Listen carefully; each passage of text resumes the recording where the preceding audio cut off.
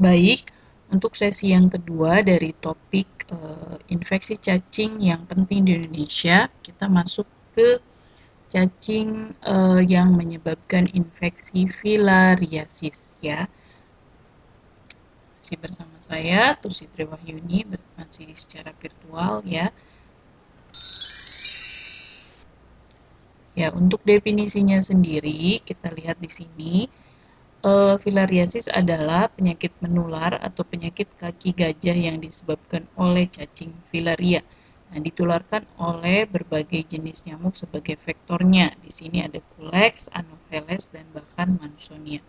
Nah, penyakit ini bersifat menahun atau kronis dan bila tidak mendapatkan pengobatan dapat menimbulkan cacat menetap seperti pembesaran kaki yang biasa kita sebut dengan kaki gajah ya, lengan atau bahkan di alat kelamin, baik itu perempuan atau laki-laki. Nah, jadi kalau sudah membesar seperti ini berarti sudah tahunan ya terinfeksinya, dan inilah yang kemudian membahayakan karena bisa menjadikan sebuah kecacatan, menurunkan produktivitas, menurunkan kualitas hidup ya, bahkan di suatu negara bisa menurunkan kualitas dari sumber daya manusianya itu sendiri. Nah, etiologinya cacing filaria ini disebabkan oleh 3 jenis cacing ya. Di sini ada Uncereria bancrofti, di sini larvanya ya, mikrofilarianya yang biasa terlihat di dalam darah. Kemudian ada Brugia timori dan Brugia malai ya. Kita biasa singkat WB, di sini BT dan BM ya untuk 3 jenis cacing ini. Nah, jadi cacing ini dapat bertahan hidup selama hampir 4-6 tahun dalam kelenjar getah bening. Nah, makanya cacing ini disebut dengan nematoda jaringan karena dia ada di salah satu jaringan tubuh yaitu kelenjar getah bening ya. Nah, cacing ini berkembang biak di dalam tubuh dan menghasilkan jutaan anak cacing yang beredar di dalam darah. Jadi cacing ini ya, anak cacingnya biasanya kita sebut dengan mikrofilaria. Nah, kita lihat siklusnya di sini untuk filariasis. Saya beri contoh dari salah satu spesies cacingnya, Wuchereria bancrofti. Ya.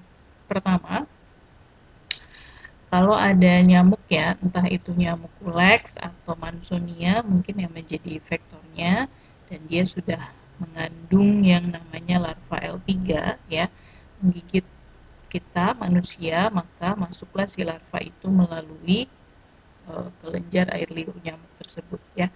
Kemudian masuk ke dalam tubuh kita. Di sini kita lihat kalau sudah masuk dan kemudian dewasa, nanti bertemulah cacing jantan dan betina ini, mereka akan dewasa di limfa ya, di limfatik di sini, di kelenjar limfa tadi. Nah, kemudian cacing ini akan memproduksi yang namanya mikrofilaria. Jadi mereka menghasilkan jutaan anak cacing yang disebut dengan mikrofilaria ya, berada di aliran darah dan tentu saja menuju kelenjar-kelenjar getah bening yang ada di dalam tubuh kita. Nah, jadi kalau nanti ada infeksi filaria yang diperiksa itu adalah mikrofilarianya, makanya di sini ada simbol D.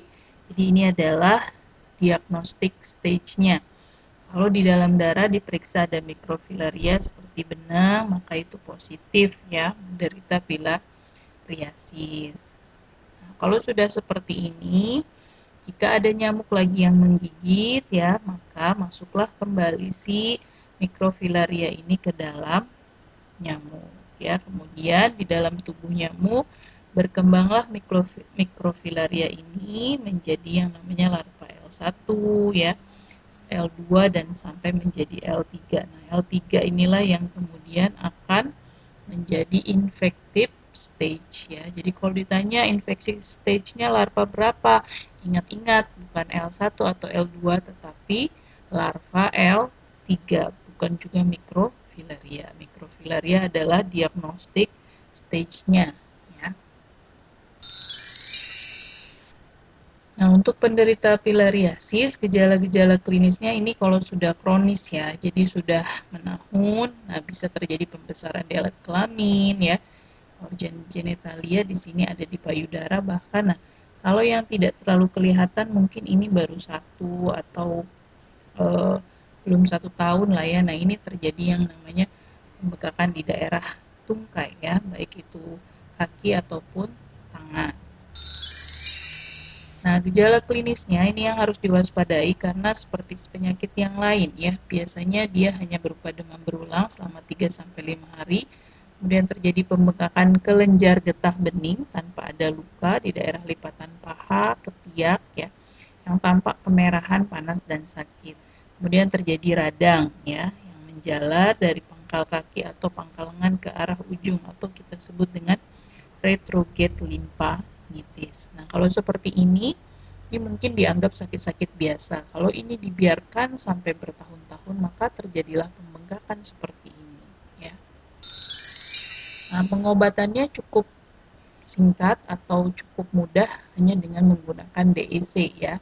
Jadi tablet ini biasa dibagikan bahkan di puskesmas yang daerah endemis filaria ya, dietil karbamazin sitrat ya, satu-satunya obat yang ampuh sifatnya bisa membunuh mikrofilaria dan makrofilaria.